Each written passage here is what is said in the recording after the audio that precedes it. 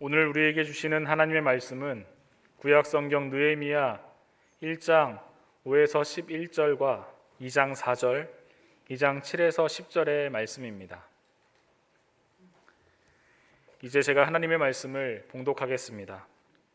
이르되 하늘의 하나님 여호와 크고 두려우신 하나님이여, 주를 사랑하고 주의 계명을 지키는 자에게 언약을 지키시며 긍휼을 베푸시는 주여 간구하나이다. 이제 종이 주의 종들인 이스라엘 자손을 위하여 주야로 기도하오며 우리 이스라엘 자손이 주께 범죄한 죄들을 자복하오니 주는 귀를 기울이시며 눈을 여시사 종의 기도를 들으시옵소서.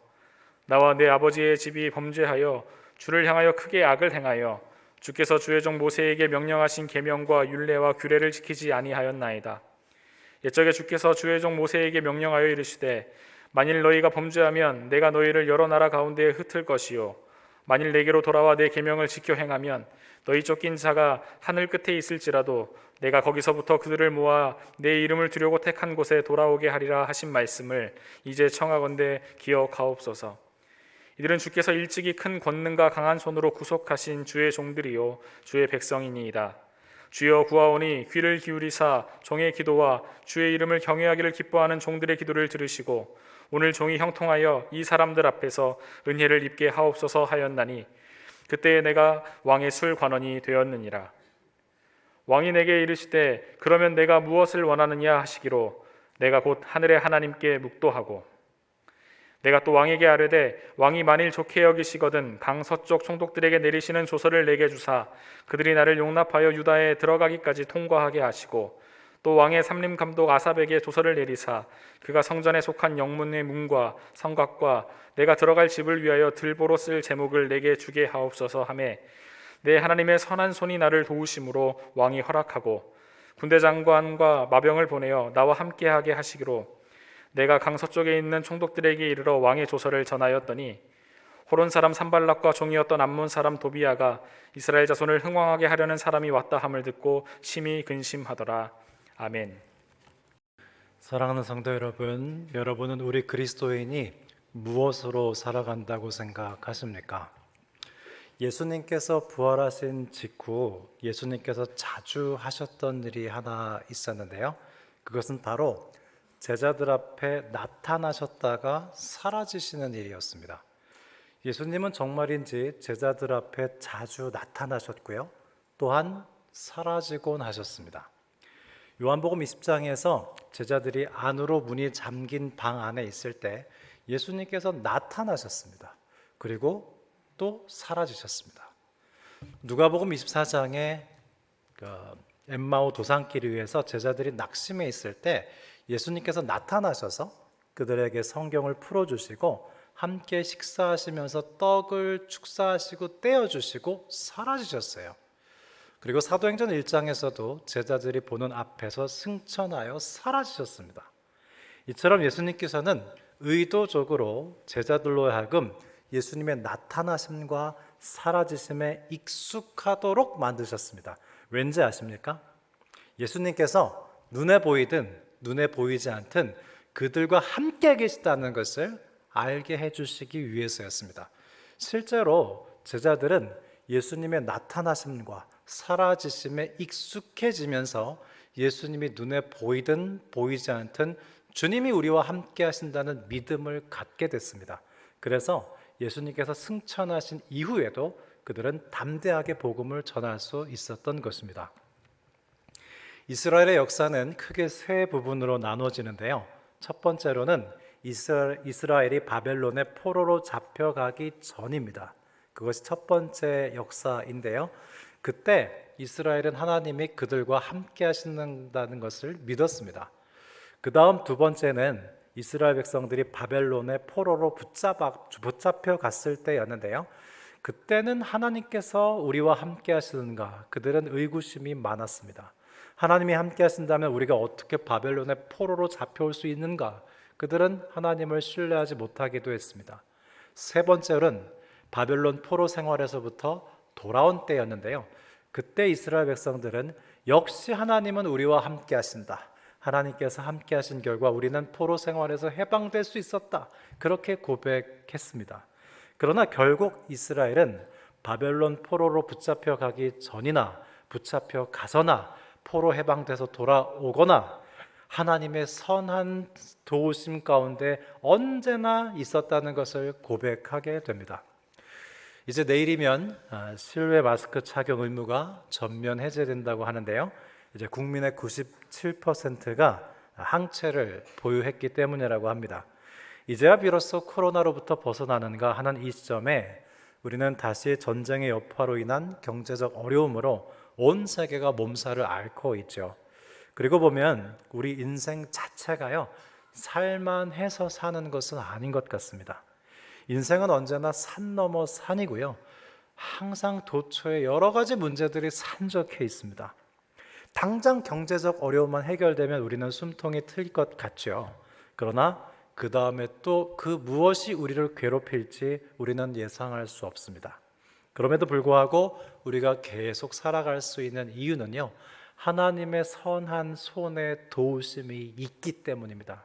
그렇습니다, 여러분. 우리 그리스도인들은요, 하나님의 선한 손의 도우심으로 살아가는 사람들입니다. 성경에서 하나님의 손이란 하나님의 권능, 하나님의 도우심을 상징합니다. 그러면 하나님의 선한 손의 도우심은 우리 앞에 어떻게 나타날까요? 그리고 우리는 그 하나님의 선한 손의 도우심을 어떻게 붙잡을 수 있을까요?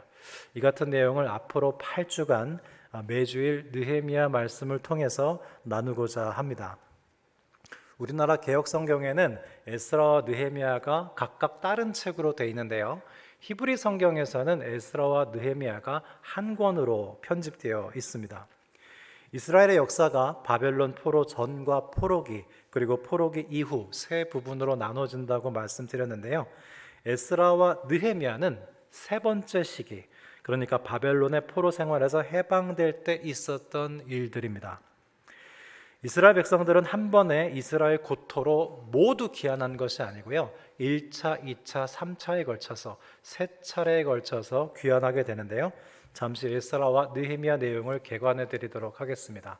먼저 에스라의 내용을 보면 에스라는 총 10장으로 구성되어 있는데요. 전반부 1장에서 6장은 성전을 재건하는 내용입니다. 그리고 후반부 7장에서 10장은 에스라의 개혁에 관한 내용입니다. 자, 성전을 재건했으니까 그 다음엔 성벽을 재건해야겠죠. 성벽 재건에 관한 이야기가 바로 느헤미야인데요. 느헤미야는 총 13장으로 구성되어 있습니다. 전반부 1장에서 7장은 성벽 재건에 관한 내용이고요. 후반부 8장에서 13장 내용은 영적 개혁에 관한 내용이에요. PPT를 한 장 넘겨주셔야 돼요.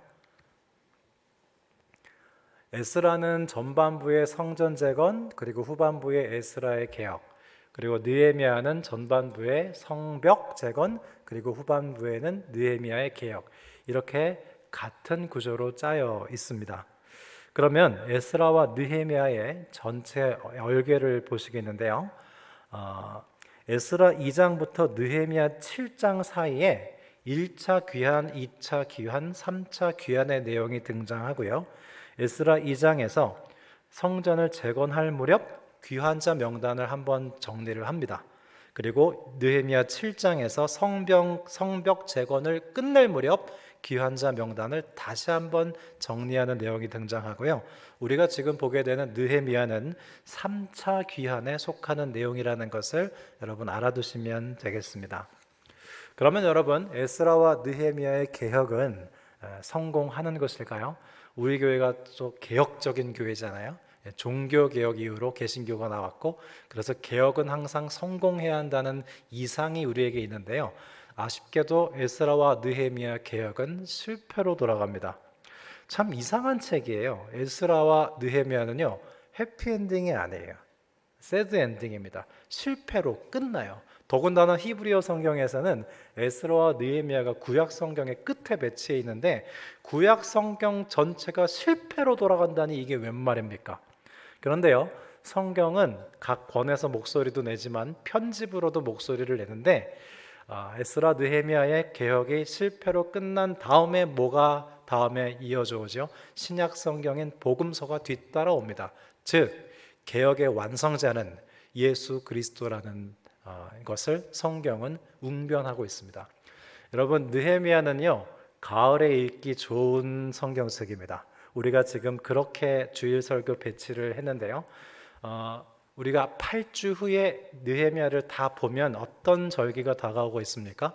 왕이신 그리스도 주일이 있고요. 그 다음엔 대림절이 시작됩니다. 우리가 이 가을에 느헤미야 강해를 듣고 느헤미야의 개혁은 실패했다고 우울해할 필요 없어요.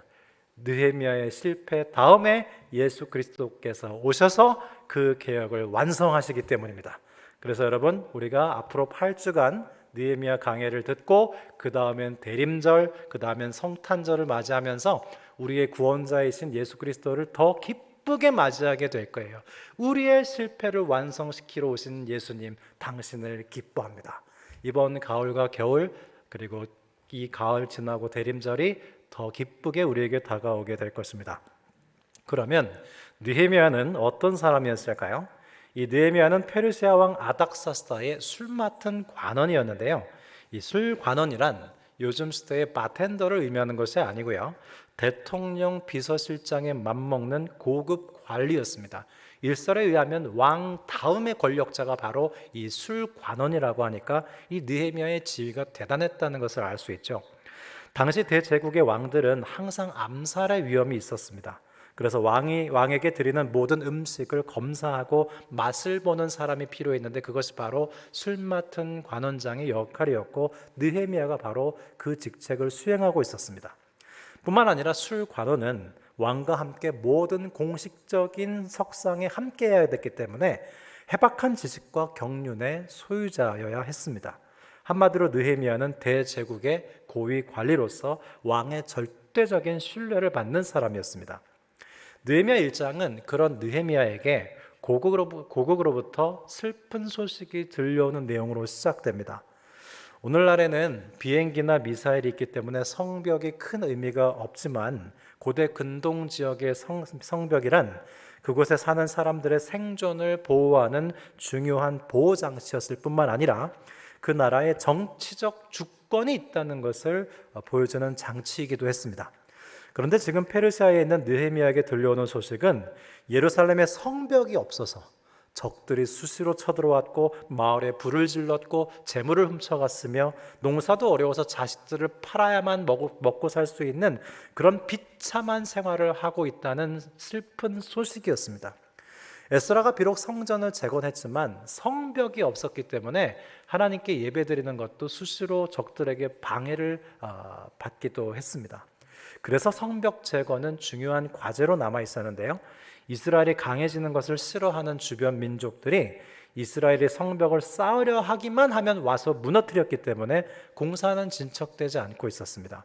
그러자 그러한 고국의 소식을 전해 들은 느헤미야가 어떻게 하죠? 그는 무려 4개월 동안을 울며 금식하며 기도합니다. 5절 말씀인데요. 이르되 하늘의 하나님 여호와 크고 두려우신 하나님이여 주를 사랑하고 주의 계명을 지키는 자에게 언약을 지키시며 긍휼을 베푸시는 주여 간구하나이다 그랬어요.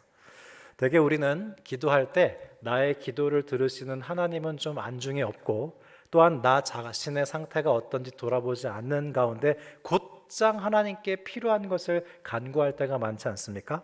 그런데 느헤미야는 어떻게 기도하고 있죠? 그는 먼저 하나님이 어떤 분이신지를 묵상합니다. 5절에 보시면 하늘의 하나님 여호와 크고 두려우신 하나님이여 주를 사랑하고 주의 계명을 지키는 자에게 언약을 지키시며 긍휼을 베푸시는 주여. 하나님을 아는 지식이 풍성하죠. 그 다음에 자신과 자신의 민족들에 대한 지식도 뚜렷이 가지고 있고 그것을 회개로 연결시키고 있습니다. 6절인데요. 우리 이스라엘 자손이 주께 범죄한 죄들을 자복하오니 그랬어요. 이렇게 하나님을 알고 나 자신을 안 후에 드디어 간구가 등장하는데 11절입니다. 종들의 기도를 들으시고 오늘 종이 형통하여 이 사람 앞에서 은혜를 받게 하옵소서 그랬어요. 여기서 이 사람은 아닥사스다 왕을 의미합니다. 여러분, 이 함축적인 느헤미야 기도를 잘 기억해 두시기 바랍니다. 여러분, 우리가 만일 하나님이 어떤 분인지 모르고 나 자신이 죄 가운데 있는지 더러운지 깨끗한지 알지도 못한 채 그저 원하는 것을 달라고 기도를 시작한다면 우리의 기도는 조금 헤매게 될 겁니다. 그래도 좋습니다. 그렇게 헤매다가 하나님을 알게 되고 나 자신을 알게 되면서 기도의 방향을 찾게 되거든요. 그러나 느헤미야처럼 처음부터 기도 중에 하나님이 어떤 분이신지를 분명히 인식하고 나 자신이 어떤 상태인지 인식하면 우리의 기도는 무엇을 구해야 할지 방향 감각을 갖게 됩니다. C.S. 루이스는 그의 저서 피고석의 하나님에서 이렇게 말했는데요. 고대인들은 피고인이 재판장에 나아가듯 하나님께 나아갔지만 현대인들은 자신이 재판장의 자리에 앉아서 하나님을 피고인처럼 대한다 그랬습니다. 하나님, 왜 전쟁이 났는지 대답해 보시죠. 왜 가난이 있고 질병이 있는지 제가 납득할 정도로 설명해 주시면 무죄 방면시켜 드리겠습니다. 이런 자세로 기도한다는 거예요. 그러나 느헤미야는 지금 하나님을 어떻게 부르고 있습니까? 하늘의 하나님, 크신 하나님, 두려우신 하나님. 그렇게 하나님의 하나님 되심을 알기에 자신의 자금을 알고 회개하며 하나님께 바른 관계를 맺으며 나아가고 있습니다. 회개한다는 것은요, 우선 하나님 앞에 자신을 돌아본다는 것을 뜻하는데요. 느헤미야가 돌아보니 이스라엘이 하나님 앞에서 율례와 법도를 행하지 않은 겁니다. 그렇다면 다시 성벽 재건을 해서 율례와 법도를 행하려 하면 하나님이 우리를 도와주시겠구나. 느헤미야가 기도 중에 그것을 발견합니다. 사랑하는 성도 여러분, 기도하되 말씀을 통해서 하나님께 대해 지속적으로 알아가십시오. 하나님을 더 풍성하게 알수록 우리는 하나님과 바른 교제를 할 수 있습니다. 깊은 교제를 할 수 있습니다. 그리고 우리가 하나님을 더욱 잘 알아갈수록 우리 자신을 알게 돼요. 여러분, 우리가 기도하는데 여러 가지 필요한 부수적인 것들을 많이 구하거든요. 물질 주십시오, 건강 주십시오, 직장 주십시오, 문제를 해결해 주십시오. 물론 중요한데요. 더 중요한 것은 우리 존재의 상태예요. 하나님과 만나서 교제하면 하나님이요, 우리에게 필요한 것 채워주시는 것도 채워주시지만 내가 어떤 상태인지 알려주세요. 여러분, 지금 이스라엘은 포로기환에서 돌아왔고 성전 재건도 했습니다. 그러나 그들의 상태는 어떤 상태였냐면 하나님의 율례와 법도를 떠나 있는 상태였어요. 그렇다면 그들은 적들을 물리치게 해달라는 기도를 할 게 아니라 농사를 잘 되게 해달라는 기도를 할 게 더더욱 아니라 우리가 하나님의 약속대로 율례와 법도를 행하여 하나님의 보호하심을 받게 해달라고 기도해야 했습니다. 그러나 그들은 그들 자신의 상태를 몰랐기에 어떻게 기도해야 될지 몰랐어요. 총체적 난국이었습니다. 하나님도 모르고 나도 모르고 구할 바도 모르고. 그러면 이제 어떻게 해야 됩니까? 느헤미야가 하나님을 알고 이 민족의 상태를 알고 회개하며 기도하며 나아가면서 알게 됐어요. 이 민족이 하나님의 율례와 법도를 지키지 못해서 이렇게 된 것이구나. 그렇다면 하나님의 율례와 법도를 지키기 위해서 성벽을 만들어서 환경을 조성해야겠구나. 그렇게 느헤미야가 기도의 감각을 찾습니다. 자, 그렇게 기도하면 어떤 일이 일어났을까요? 9절 말씀입니다. 만일 내게로 돌아와 내 계명을 지켜 행하면 너희 쫓긴 자가 하늘 끝에 있을지라도 내가 거기로부터 그들을 모아 내 이름을 두려고 택한 곳에 돌아오게 하리라. 이것이 바로 하나님이 원하시는 기도의 제목이었어요. 그래서 느헤미야는 이스라엘의 영적 상태를 기도했고, 그랬기 때문에 이스라엘이 하나님의 율례와 법도를 지킬 수 있는 환경을 만들기 위해서 성벽 재건에 착수하게 된 것입니다. 성도 여러분, 우리가 기도할 때 세 가지를 분명히 기억하시기를 바랍니다. 첫째, 나의 기도를 들으시는 하나님은 어떤 분이신가? 우리가 찬송을 한 곡 부르고 기도하는 건 그래서 유익합니다. 찬송을 부르면서 내 기도를 들으시는 하나님이 어떤 분이신지를 우리는 깨닫게 되거든요. 하나님이 하나님 되심을 인정하고, 두 번째, 나의 영적 상태는 어떠한가를 알아야 됩니다. 마지막 세 번째, 나는 지금 무엇을 구해야 하는가? 하나님을 아는 지식과 나 자신을 아는 지식이 있을 때 우리는 무엇을 어떻게 구해야 될지 기도의 방향 감각을 가질 수 있게 됩니다. 그러면 느헤미야가 이 세 가지를 인식한 기도의 결과는 무엇일까요? 느헤미야가 금식하고 기도한 지 4개월이 되었을 때 어느 날 느헤미야가 아닥사스다 왕 앞에서 술을 따르는데 왕이 느헤미야의 안색이 좋지 않음을 알고 묻습니다. 2장 2절 말씀입니다. 왕이 내게 이르되 내가 병이 없거늘 어찌하여 얼굴에 수심이 있느냐 이는 필연 내 마음에 근심이 있음이로다 하더라. 여러분, 왕 앞에서 근심 있는 표정을 지으면 그건 사형감입니다. 그런데 지금 이 느헤미야가 4개월간의 금식과 기도를 한 끝에 4개월을 금식했으니 그 몰골이 어떻겠습니까? 그 인상에 신체에 영향을 미쳤겠죠. 살이 많이 빠졌을 겁니다. 볼이 쏙 들어가고 얼굴이 앙상했겠죠. 아닥사스 왕이 그것을 보고 알아챈 것입니다.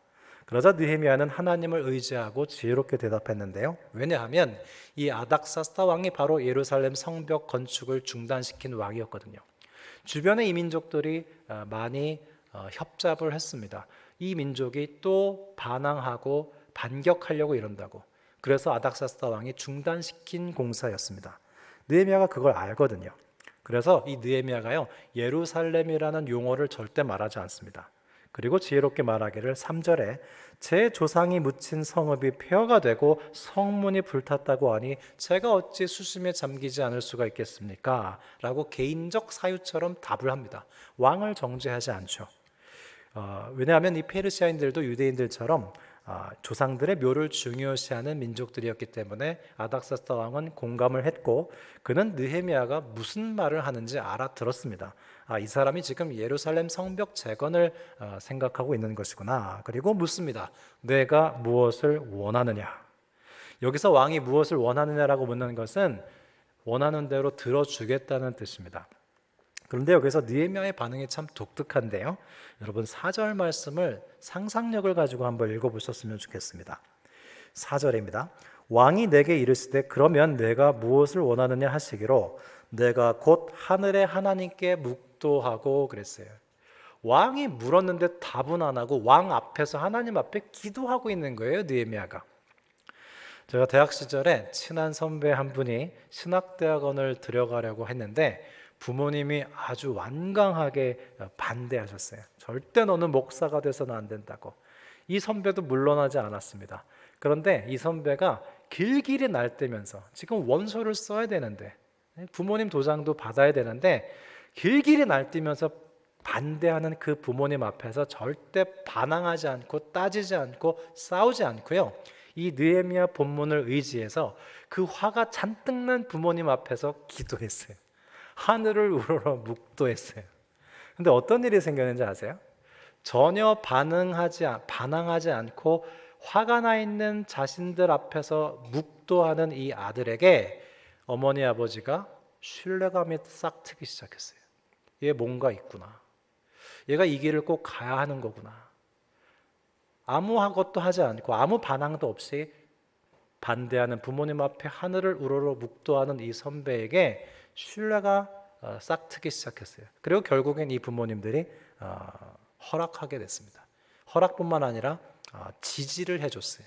그래서 결국엔 신학대학원에 입학하게 된 것을 오늘 본문과 함께 제가 떠오르는 일화였습니다. 여러분, 기도한다는 것은요, 이처럼 하나님의 개입을 요청하는 거예요. 기도를 많이 한다는 것은 내가 돛닦아서 훌륭해지는 게 아니고요, 하나님의 개입과 간섭을 수시로 요청하는 것이 기도를 많이 한다는 뜻입니다. 여러분 생각해 보십시오. 기도를 하는 인생과 기도를 좀처럼 잘하지 못하는 인생이 있겠죠. 기도하지 못하는 인생은 평생 하나님의 간섭과 개입을 요청하는 일이 10손가락에 꼽힐 수도 있습니다. 반면 기도하는 인생은 평생 수천 번 하나님께 개입하실 것을 요청하고 수만 번 간섭해 주실 것을 요청했다면 여러분, 하나님의 간섭을 적게 받은 인생과 하나님의 간섭을 자주 받은 인생은 전혀 다른 종착점에 다다르게 되지 않을까요? 아닥사스다 왕이 내가 무엇을 원하느냐라고 묻자 느헤미야는 하늘의 하나님께 묵도하면서 그 순간 하나님이 이때 개입해 주시기를 기도했습니다.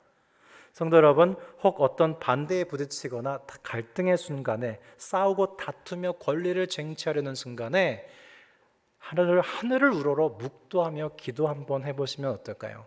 부부싸움 중에 잠깐 멈추고 하나님께 기도할 수 있는 경건이 있다면 어떨까요? 자녀들과 다투고 혼을 내다가도 잠깐 멈추고 엄마가 기도하는 모습을 보인다면 어떨까요? 하나님의 개입과 간섭이 우리 가정에 우리의 모든 갈등하는 관계에 임한다면 우리는 조금 다른 인생을 살게 되지 않겠습니까? 아닥사스다 왕이 무엇을 원하느냐 다 주겠나라고 묻자 느헤미야가 잠시 하나님의 간섭을 요청하고 구하는 내용을 한번 보십시오. 2장 7절에 왕이 만일 좋게 여기시거든 조서를 주셔서 총독들이 나를 통과하게 하시고 8절에 살림 감독 아삽에게 조서를 내리사. 지금 이 느헤미야는 살림 감독까지 다 조사가 끝나 있습니다. 이 아삽에게 성벽 재건에 필요한 건축물들을 주게 하십시오. 아주 구체적이고 주도 면밀하게 아닥사스다 왕에게 구하고 있습니다. 신학자 칼바르트는 이런 말을 했습니다. 모든 그리스도인은 한 손에는 성경을, 한 손에는 신문을 들어야 한다고요. 여러분, 기도할 때는요, 성경을 묵상하는 동시에 우리가 처한 상황도 묵상해야 합니다. 느헤미야는 하나님께서 어떤 분인지를 깊이 묵상하는 동시에 지금 이스라엘이 직면한 상황도 면밀히 묵상한 사람입니다. 그 결과 아닥사스다 왕이 무엇을 원하느냐고 했을 때 일사천리로 준비된 대답을 할 수 있었습니다. 여러분, 만일 이 주일에 하나님께서 우리에게 나타나셔서 내가 무엇을 원하느냐라고 물으신다면 느헤미야처럼 이렇게 정말 꼭 필요한 것을 일목요연하게 말씀드릴 준비가 되어 있습니까? 하나님과 여러분의 상황에 대해 깊고도 충분한 묵상이 되어 계십니까? 우리의 기도는 때론 중언부언하며 도대체 무엇을 달라는 건지 모호할 때가 있고 하나님에 대한 묵상도 부족하고 우리가 처한 상황에 대한 묵상도 부족할 때가 많이 있죠. 여러분, 이 느헤미야가요, 대단히 독특한 성향의 사람입니다. 그는 어떤 사람이냐면 느헤미야가 이런 평가를 받아요. 느헤미야는 하나님을 100% 신뢰하는 동시에 인간으로서 100% 최선을 다하는 사람이다. 우리는 때로 하나님을 100% 신뢰한다고 했을 때 내가 100% 최선을 다하지 못할 때가 있죠. 그리고 내가 100% 최선을 다한다고 했을 때 최선을 다한 만큼 자신감도 있으니까 100% 하나님을 의지하지 못하기도 합니다. 이 인간의 불완전성인데 느헤미야는 너무나도 독특하게 100% 하나님을 의지하는 동시에 100% 최선을 다하는 사람이었습니다. 에스라의 경우는 좀 달라요. 에스라는요, 100% 하나님을 신뢰하며 기도하는 모습만 보입니다. 아마도 에스라가 제사장이었기 때문이며 그리고 에스라가 처한 상황이 포로기한 공동체에게 하나님만 의지하는 본을 보여야 하는 상황이었기 때문에 그랬을 거라고 추정됩니다. 에스라가 낫다, 느헤미야가 못하다 비교할 수 없습니다. 각각 독특한 성향으로 뛰어난 신앙의 능력을 발휘하는 사람들이었습니다. 느헤미야는 100% 하나님을 의지하는 동시에 100% 자신도 최선을 다하는데요. 이 모습이 느헤미야 4장 9절에 잘 요약되어 있어서 읽어드리겠습니다. 우리가 우리 하나님께 기도하며 그들로 말미암아 파수꾼을 두어 주야로 방비하는데 그랬어요. 느헤미야는요, 하나님께 기도도 하지만 동시에 파수꾼도 세웁니다. 파수꾼을 세우는 동시에 기도도 합니다. 그래서 아닥사스다 왕에게 예루살렘으로 돌아가게 해달라고 구할 뿐만 아니라 조서도 써달라고 하고 들보도 달라고 구하죠. 예루살렘에 돌아가서도 기도만 하지 않고 밤에 몰려 나와서 예루살렘 성벽이 무너진 터를 자세히 조사합니다. 그가 하나님의 선한 손의 도우심을 받는 방법은 이처럼 100% 하나님을 신뢰하고 의지하며 100% 최선을 다하는 것이었습니다. 우리도 하나님을 100% 신뢰하고 100% 최선을 다한다면 하나님의 선한 손의 도우심의 반경 안으로 들어가게 되지 않을까요? 우리는 이렇게 느헤미야에게 균형 잡힌 신앙관을 배울 수 있습니다. 결국 느헤미야는 그가 하나님께 기도한 것을 모두 응답받게 되는데요. 그는 그 모든 이유를 다음과 같이 고백합니다. 오늘 본문 2장 8절과 18절에 2번 반복되는 구절이고 오늘 설교 제목이기도 합니다. 내 하나님의 선한 손이 나를 도우심으로 그랬어요. 내 하나님의 선한 손이 나를 도우심으로. 하나님의 선한 손이 어떻게 도우셨냐면 이 느헤미야라는 한 사람을 감동시켜서 4개월 동안 금식기도 시키시고 또 왕의 세속 권력의 도움을 받게 하셔서 이스라엘 백성들의 예루살렘 성벽을 건축하게 하시고 그 안에서 하나님의 율례와 법도를 행할 수 있도록 하셨습니다. 그것이 바로 하나님의 선한 손의 도우심이었습니다. 지금 느헤미야는 그것을 간증하고 있습니다. 느헤미야가 예루살렘에 가서 성벽을 재건하려고 했는데요. 웬걸요? 여러분, 항상 반대가 있고요. 반대 중에 더 큰 반대는 외부의 반대보다 내부의 반대입니다. 그래서 패배감에 젖어 있는 동족들이 이 젊은 총독을 따라주지 않습니다. 젊은 총독 양반, 우리도 여러 번 애써봤는데 소용이 없었습니다. 괜한 노력하지 말고 그냥 편히 삽시다. 그러자 느헤미야가 자신의 지혜가 아니라 하나님께서 하신 일을 증거하는데요. 첫 번째, 하나님께서 자신을 감동하셔서 페르시아 왕국에서 예루살렘 소식을 듣고 4개월 동안 울며 금식하며 기도하게 하신 일을 간증합니다. 둘째, 하나님의 도우심으로 아닥사스다 왕, 그 준엄한 왕이 친절하게 도와준 기적을 나눠줍니다. 세 번째, 왕의 최고의 목재와 부탁하지도 않은 군대를 붙여준 것을 이야기해 줍니다. 네 번째, 이 모든 것이 하나님의 선한 손의 도우심으로 말미암은 것을 증거하며 성벽 재건을 독려하자. 놀랍게도 백성들이 확신을 얻고 모두 힘을 내서 일어나 건축하자라고 외치고 있습니다. 사랑하는 성도 여러분, 우리는 이제 포스트 코로나 시대를 살게 됐는데요. 이는 마치 포로 생활을 마치고 이스라엘 예루살렘 옛 고토로 돌아온 이스라엘 백성들과 같은 모습입니다. 어떤 면에서 우리는 코로나의 포로들 아니었습니까? 이제 코로나의 포로로부터 해방돼서 우리는 교회에 돌아왔지만 재건될 상황들이 많이 눈에 보이고 있습니다. 교회는 더 이상 코로나 이전처럼 모이지 않습니다. 우리처럼 교회 건물이 없는 교회들은 더더욱 잘 모이지 않습니다. 교회마다 봉사 인력이 부족해서 다들 난립니다. 새롭게 변화된 삶에 우리 모두가 새롭게 적응해야 하는 상황입니다. 그러나 하나님의 선한 손의 도우심이 우리와 함께 하시면 마침내 교회와 우리의 믿음도 재건하시고 일으키실 줄 믿습니다. 느헤미야와 이스라엘 백성들이 무너진 성벽을 재건했듯이 코로나로 인해서 무너졌던 우리의 신앙과 경건을 점검하고 다시 세워보시지 않겠습니까? 느헤미야는 무너진 성과 성벽을 재건하는 모습으로 우리의 무너진 신앙과 믿음을 다시 재건하는 것을 도와주는 말씀입니다. 2차 세계대전 당시 디트리 본헤퍼가 성탄절을 앞두고 감옥에서 교수형을 당하기 전 그의 약혼녀 마리아에게 마지막으로 쓴 편지 내용을 읽어드리겠습니다. 방금 우리가 찬양에서 부른 내용입니다. 주 선한 힘에 언제나 감사하여 위로받는 이 놀라움 속에 나 오늘을 당신과 동행하며 새날을 함께하기 원하네. 지나간 일에 마음 괴롭히고 오늘의 짐에 짓눌리지만 오 주여 무너진 우리의 영혼에 예비하신 구원을 주소서. 주께서 우리에게 넘치도록 쓰디쓴 고난의 잔을 주시면 선하신 당신의 손으로부터 두려움 없이 받겠나이다. 이 어둠 속에 빛이 되신 주여 우리의 어둠 비추어 주소서. 주님의 빛 이 어둠 밝힐 때 모두 하나가 되게 하소서. 그 선한 힘의 보호를 받으며 그 선한 손의 힘의 보호를 받으며 믿음의 새 일을 기대하네. 밤에도 낮에도 주 함께 계셔 매일매일 새롭게 하네. 사랑하는 성도 여러분, 우리의 당한 환난이 깊고 치열할수록 하나님의 선한 손의 도우심은 더욱 강하십니다. 인생의 중요한 모든 것은 다 받은 것입니다. 우리는 생명도 받았습니다. 구원도 받았습니다. 배우자도 자녀도 받았습니다. 우리의 소명도 받았습니다. 하나님의 선한 손의 도움도 받게 될 것입니다. 한 주간도 하나님의 선한 손의 도우심으로 승리하며 우리의 믿음을 재건하실 수 있기 바랍니다. 기도드리겠습니다. 하나님 아버지, 코로나가 지나가는가 했더니 경제적인 어려움이 닥쳐왔습니다. 인생은 산 넘어 산이며 우리의 상황은 사방으로 우겨쌈을 당한 것 같습니다. 그러나 하나님, 우리는 하나님의 선한 손의 도우심으로 살기 원합니다. 우리는 주님 없는 안일한 안전보다 주님이 함께 계시는 폭풍 속의 배안이 더 안전함을 믿습니다.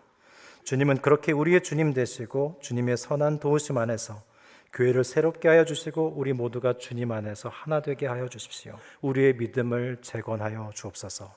예수 그리스도의 이름으로 기도드립니다. 아멘.